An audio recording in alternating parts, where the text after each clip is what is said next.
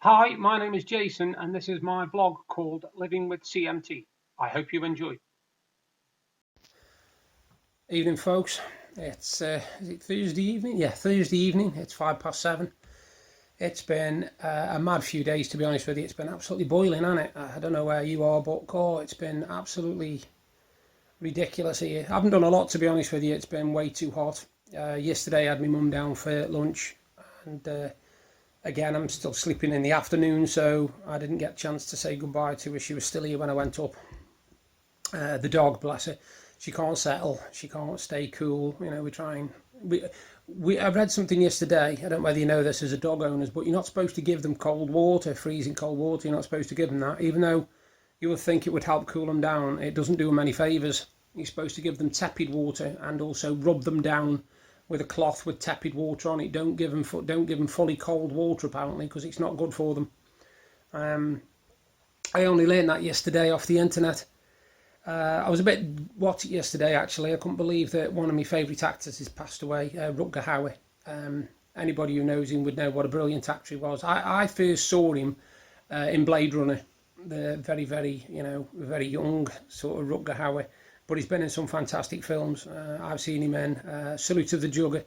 I've seen him in Flesh and Blood, Wanted Dead or Alive. He's been in some brilliant ones. My favourite, actually, is Blind Fury, because I think he adds that much quirkiness to it and that much humour to it, that even though it's a rough action film, and it is a rough action film, it's still brilliant. It's still fantastic to watch. And he'll always be the voice of Guinness for me. He used to do the Guinness adverts in the UK, and he was just such a smooth and cool guy. You just thought, yeah, he was made for this sort of thing. And it was sad to see that he passed away yesterday, age 75. Short illness, apparently. I don't know whether any of you know, but in the 80s, there was something which I loved called The Dark Crystal. It was a film, and it was done by Jim Henson.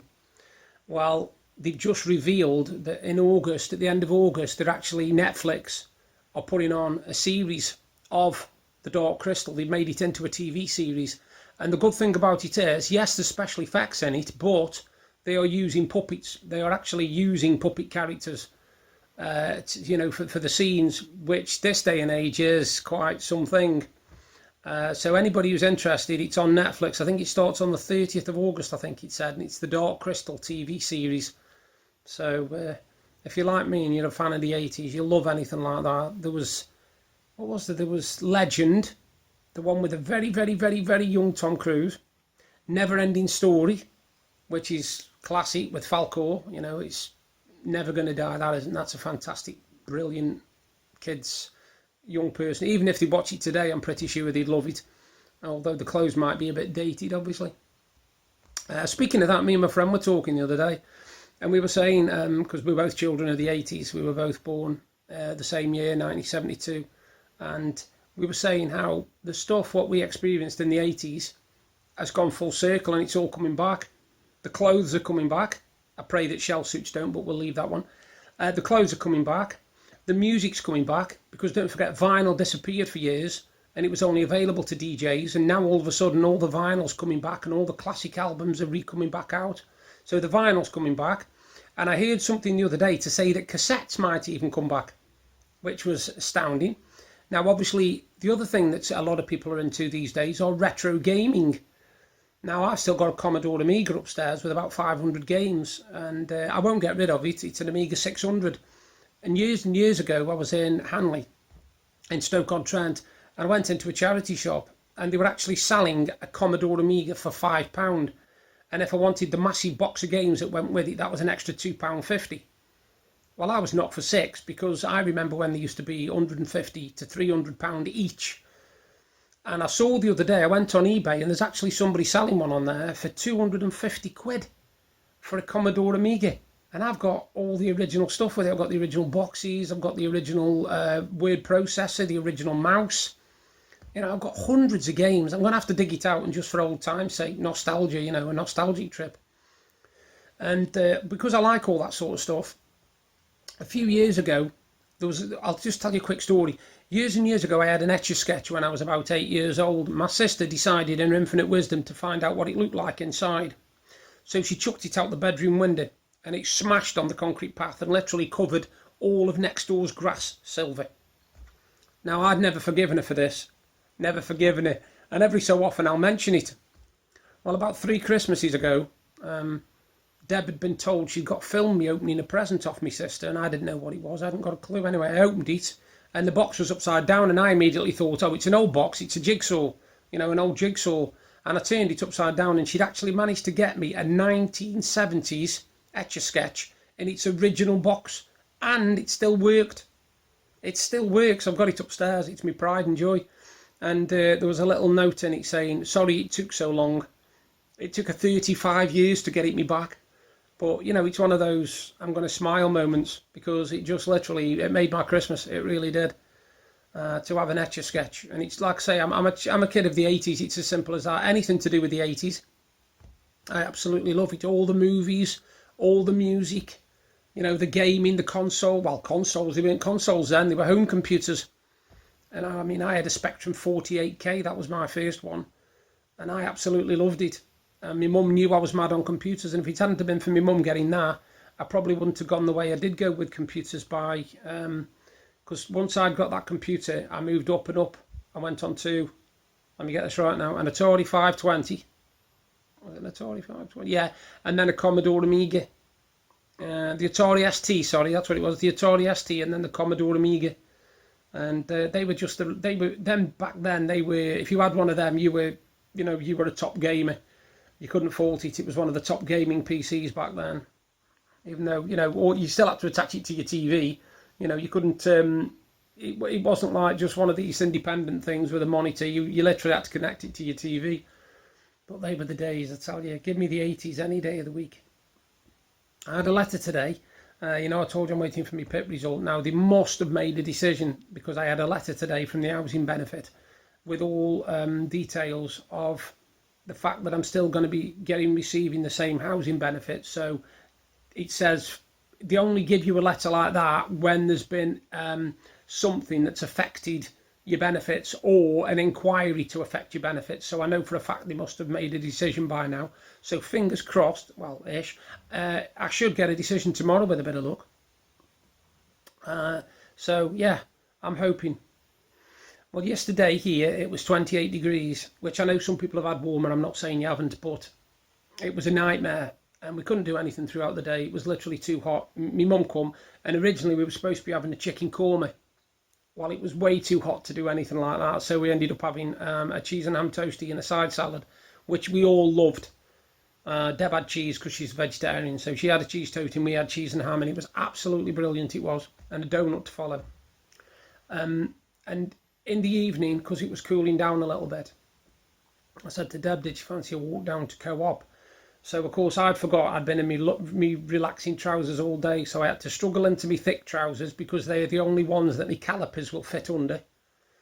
I've actually got 2 pairs of, like, jeans, thick jeans, but they're wider leg at the bottom, so I can actually get them over me calipers. They're the only trousers I own that I can do that with. And that's my wife sneezing in the background, I think. And, yeah, so we got ready and we went down to the Co-op. And when we came back, it was nice and cool out on the deck, and it was lovely. It really was. And we literally sat there for 2 hours. Obviously, I had to keep getting up, etc., etc. But we still sat out back for 2 hours, talking to his neighbour and just basically reminiscing about the 80s. Because my neighbour as well, he's only 5 months younger than me. So, no, he isn't. Oh, September. He's actually 2 months younger than me. He's only 2 months younger than me. So he knows all about the 80s as well, you see. So we were having a big reminisce last night about the things we loved of the 80s and how they're not there no more. But they're all coming back. You know, they're all basically saying, look, yes, we did the 80s, but guess what?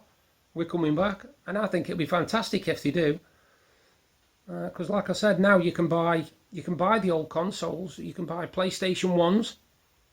And some guy on the internet has actually got a console.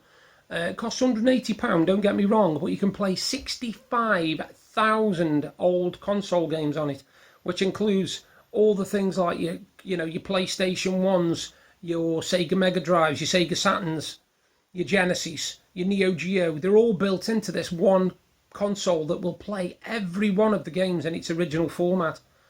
And to be honest with you, what it would cost back in my day to buy all them consoles, 180 quid wouldn't have even come close. Because back then, I mean, my sister used to have an Atari 2600, you know, the one with the little toggle peg things that used to on, off, and all that. And she used to put the games in the top, the cartridges. And when she used to buy them, they used to cost £60 per game out of the catalogue. 60 quid a game. And now when you think of what brand new PC games, Xbox games cost, 50 quid, and we're complaining, yet my sister used to pay £60 for Atari 2600 games. So they haven't gone up that much. And now my sister's gone back into retro gaming again. She's managed to get hold of an old, I think it's Atari 2600, I think, and she's been playing on that. So she's in her element, playing Pole Position and Millipede and Battlezone, and Roadrunner. There's tons of them, absolutely tons of them. But here, there you go. I'm showing my age on her. I'm 47 and I'm still living in the 80s. I'm still living back then. Brilliant times. We had nothing, but everybody shared it. You know what I mean? It was that kind of area I lived in Braidley. And everybody I speak to about Braidley says they would go back there tomorrow. You know, they would live them days again, even though nobody had anything, honestly. Nobody was rich. Nobody had any money. The houses were literally falling down as you looked at them. They were a shambles. But we all were such brilliant friends and neighbours, and everybody got on. It was just a fantastic time, and unfortunately we don't get it no more. And it's a shame, really. It really is a shame. I mean, I was actually one of those where my mum the houses used to open out onto the pavement. It was a proper terrace street. And we used to go down to the shop and get whatever, my mum wanted, and we could leave the door on the latch with nobody in the house. And we'd come back up knowing that nobody would go in the house. You couldn't do that nowadays. Could you imagine doing that nowadays, leaving your door on the latch and going in the shop? Wow, you'd come back, you'd have nothing left in your house. You'd be lucky to have a front door, actually. But again, you see, those times are past now. And they'll never come back. That kind of trust in the community will never come back. You might have little groups and little potholes here and there of people that say, oh, no, we're like that. But the whole country as a community, no chance. That's never going to happen. But I'm so glad I grew up in a place where it did, because I got to experience what community meant and what friendship meant. But yeah, that's my video for today. I'm not doing anything again tomorrow. We're just basically nipping into the village, get a few items, because we've got friends coming on weekend. They're looking forward to their day in Blackpool. Although I've just found out now there could be a 60% chance of rain, so that might knacker that one up. But anyway, you all take care, and I'll do another video soon. Bye for now. Hi, I hope you enjoyed the vlog, and if you did, please give me a thumbs up and a like. Thank you very much. And if you like what you saw, you can subscribe by clicking there. And if you want to see what I did yesterday, you've just got to click up there. Bye for now.